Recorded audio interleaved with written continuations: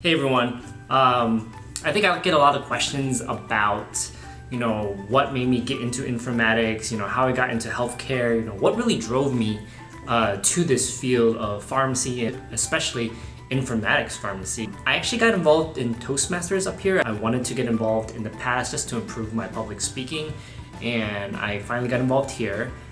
Did my first speech.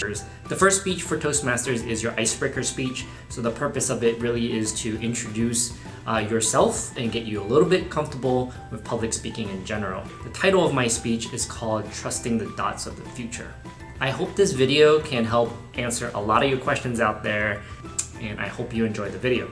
You can't connect the dots looking forward. You can only connect them looking backwards. So you have to trust that the dots will somehow connect in your future. That was a quote by Steve Jobs back in his 2005 commencement speech, and a quote that really resonated with me because I finally realized that my dots have connected. Growing up, I was a very curious boy. I was always so interested in how things worked.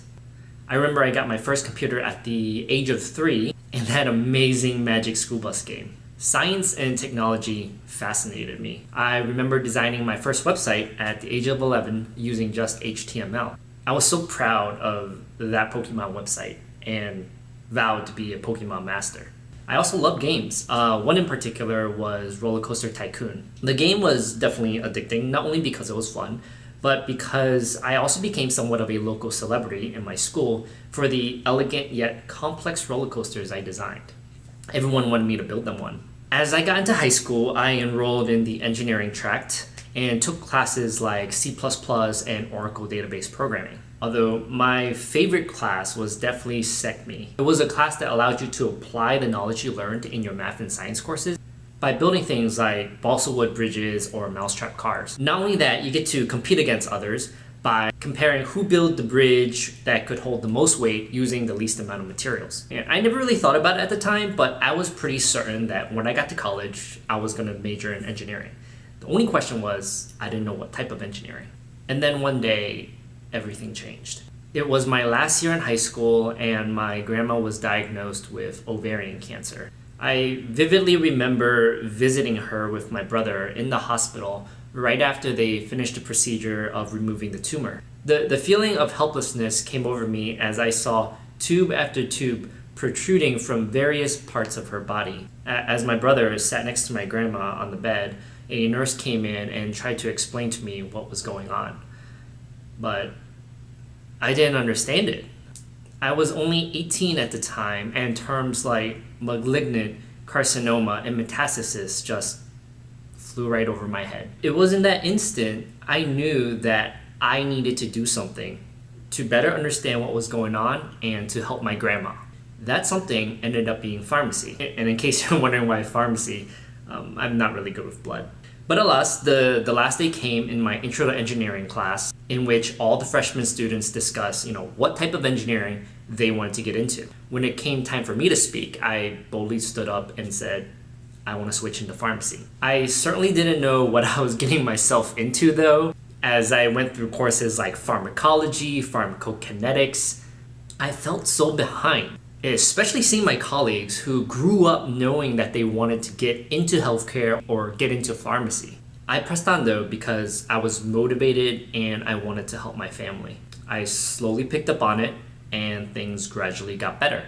Finally, I was entering my last year in pharmacy school and into what they call rotations, where they have you rotate through various practice settings to apply the knowledge you've learned to actual patients. And during rotations, I remember talking to a pharmacy resident, and I remember him telling me how he wanted to get into informatics.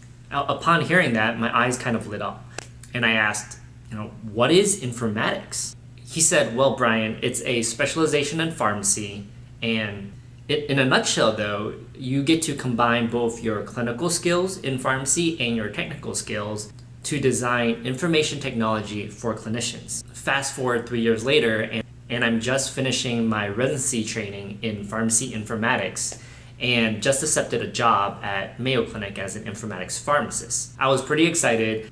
I was hired to lead the design, build, and implementation of the infectious disease programs at Mayo Clinic as we transition into a new electronic health record. It's somewhat surreal to think that I'll be able to leverage my creativity to design the tools that clinicians will use to provide good patient care. My grandma was so proud. As I reflect on all of that, my perspective on life has kind of changed. I've always thought that life was kind of linear and it was about getting from point A to point B, almost like driving a car and passing through various exits along the way. What I've learned though is that it's quite the opposite. Using the same example of driving a car along the highway, except add in hurricanes, tornadoes, and earthquakes, and you're left with a lot of detours and delays. Eventually though, you'll reach your destination. For me, it took almost 28 years to realize that, but my dots had finally connected looking backwards. So I hope you all enjoyed this video and my first speech on Toastmasters. Again, hopefully it addresses some of the questions that you all have about my background and how I got to where I am today. Until next time.